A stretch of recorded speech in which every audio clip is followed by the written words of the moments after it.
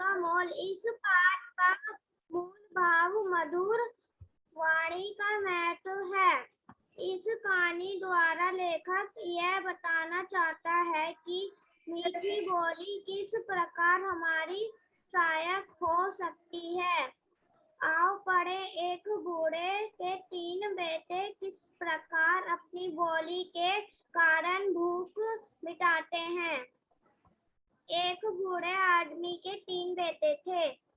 तीनों बेटे बोल चाल और आचरण में एक समान न थे। एक बार की बात है, तीनों बेटे अपने पिता के साथ एक लंबी यात्रा पर जा रहे थे। यात्रा में कुछ अधिक समय लग गया। उनके खाने पीने की वस्तुएं समाप्त हो गई। धीरे धीरे उनका धन भी खत्म हो गया।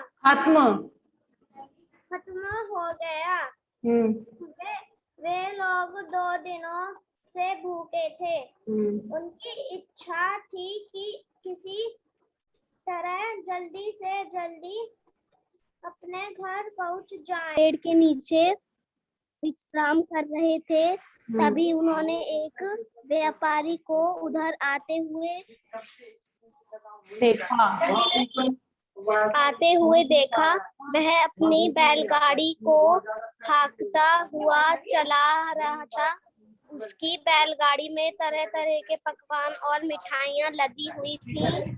शायद वह किसी मेले में जा रहा था। पकवानों की महक दूर दूर तक फैल रही थी। वह चारों थे। आने लगा। बूढ़े ने अपने लड़कों से कहा, उस बैलगाड़ी वाले के पास जाओ, उसे खाने के लिए कुछ मांगो। शायद उसे दया आ गया और वह कुछ उसे दया आ जाए। ये सुनकर बड़ा बेटा बढ़ गया। वह व्यापारी से बोला, अरे ओ व्यापारी, तू इतना माल ले जा रहा है, हमें बहुत भूख लगी है, थोड़ा हमें भी खाने को दे दो। व्यापारी ने सोचा, यह कितना मूर्ख दूसरों से मांगते समय मीठा बोलना चाहिए। ये इतना भी नहीं जानता ये कितनी कठोर वाणी बोल रहा है। मैं भी इसे कठोर पकवान ही दूंगा। उसे दे दिया। थोड़ी ही दूर चला होगा कि मंझला भाई आ गया। वह बोला, बड़े भाई प्रणाम, क्या छोटे भाई को खाने को कुछ भी ना दोगे? व्यापारी ने सोचा, इसने मुझे बड़ा भाई कहा है, छोटे भाई को कुछ देना मेरा कर्तव्य है। उसने उसे एक दोना भरकर मिठाइयाँ दे दी। अब उसने छोटा व्यापारी के पास गया। उसने व्यापारी से कहा, प्रिय मित्र, हम लोग भूखे हैं। इस मुसीबत की घड़ी में तुम हमारा सहारा बन सकते हो। क्या एक मित्र दूसरे मित्र को भूखा रखेगा? व्यापारी ने सोचा, मित्र पर तो लोग सब कुछ न्यौछावर कर देते हैं।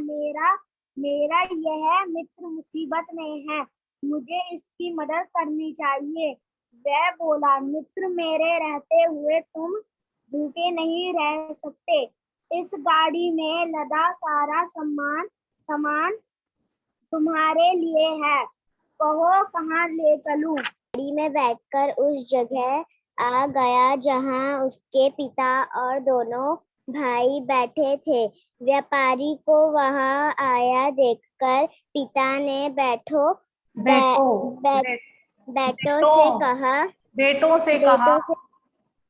से कहा, देखो और सोचो, जिसने जैसा आचरण किया उसे वैसा ही मान मिला। अब तो तुम बोल का मोल समझ गए होगे। सच है मीठी बोली से सब काम बन जाते हैं, कहा भी गया है। ऐसी बनी बोलिए बानी बोलिए मन का ऐसी आपा बानी होए, बोलिए मन का आपा खोए औरन को खोए शीतल करे, औरन को शीतल करे, आपू आपू शीतल शीतल होए। होए। इस जो ये जो दोहा दिया गया है, इस दोहे का क्या अर्थ है कि हमें ऐसी वाणी बोलनी चाहिए जिससे हमारा मन खुश हो जाए और दूसरों को भी खुशी मिले। ठीक है, तो यहाँ पर इस कहानी में हमने पढ़ा कि जिस प्रकार के हम वचन बोलते हैं, जिस तरह से हम बोलते हैं, हमें उसी के अनुसार फल मिलता है। जैसे तीनों बेटों ने, व्यापारी के तीनों बेटों ने अलग अलग भाव से बोला। पहले ने उनसे कठोर शब्दों में खाना मांगा तो उन्होंने उन्हें कठोर ही खाना दिया। ठीक है, और दूसरे ने उसको छोटा भाई बड़ा भाई कहा तो उसने उसको प्यार से खाने के लिए दिया। और तीसरे जो बेटे ने उनको मित्र से कहकर पुकारा तो उन्होंने उसके लिए अपना सब कुछ न्योछावर कर दिया। तो जिसने जिस तरह से उसको बोला उसने उसी तरह से उसके साथ व्यवहार किया। इसलिए कहते हैं कि हमें हमेशा मीठी वाणी ही बोलनी चाहिए, क्योंकि मीठी वाणी से ही हमारे सारे काम बन जाते हैं। हमें कभी भी किसी को कड़वे शब्दों में नहीं बोलना चाहिए। ठीक है, अब हम करेंगे पाठ 11 के प्रश्न उत्तर। ठीक है, मौखिक हमने कल किए थे, आज हम करेंगे लिखित प्रश्न। ठीक है, और सभी बच्चे पाठ संख्या, दिनांक और ऊपर हेडिंग डालेंगे लिखित प्रश्न। प्रश्न आप अपनी बुक से देकर लिख लीजिए और उसके बाद उत्तर लिखिए।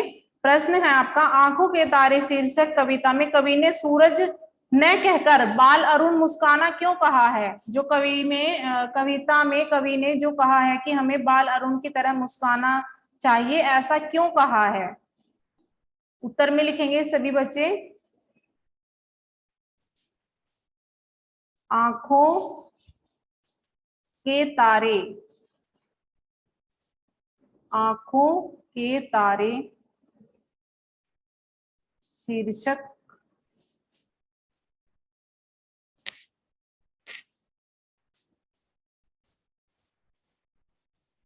कविता में कवि ने सूरज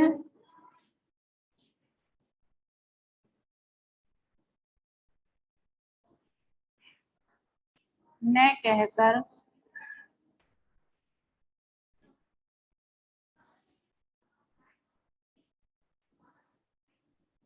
बाल अरुण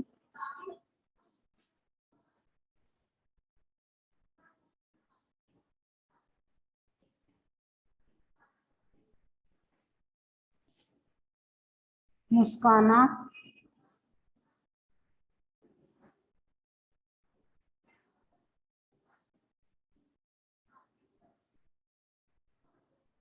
इसलिए कहा है क्योंकि उगता हुआ सूरज, बाल अरुण का यहाँ पर मतलब किससे है? जो जब सूर्य उदय होता है, जब सूर्य निकलता है, निकलता हुआ सूरज। बाल अरुण का मतलब क्या है, किससे है यहाँ पर? निकलते हुए सूरज से है। ठीक है, क्योंकि उगता हुआ सूरज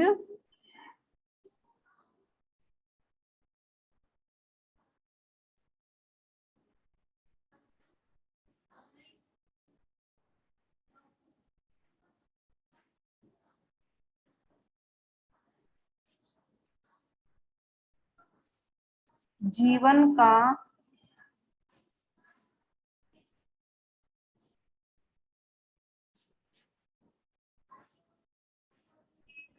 एक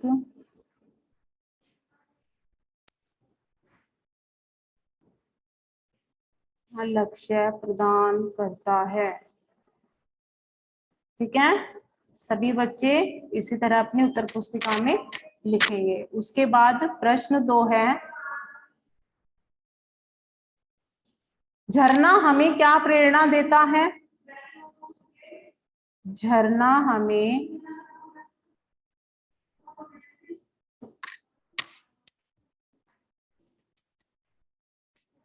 रास्ते में आई मुसीबतों का सामना करके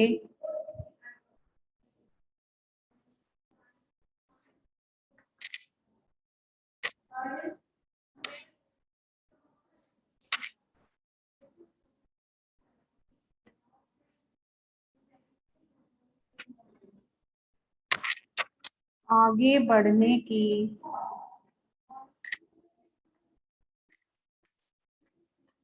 प्रेरणा देता है। क्या सभी बच्चे इस तरह इसको लिखेंगे।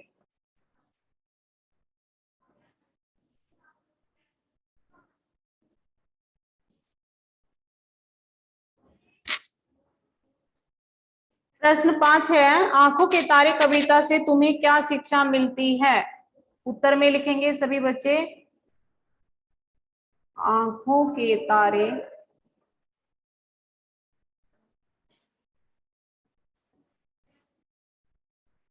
कविता से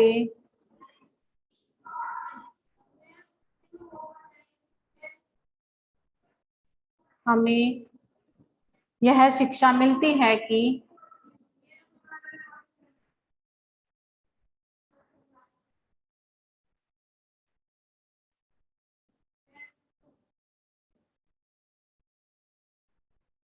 जिस प्रकार प्रकृति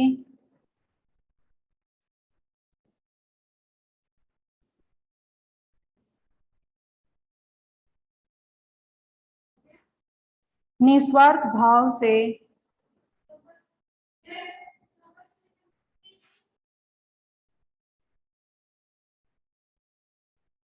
सबकी सहायता करती है,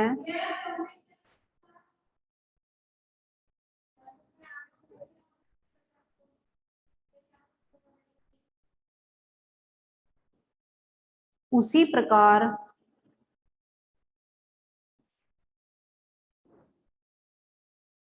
हमें भी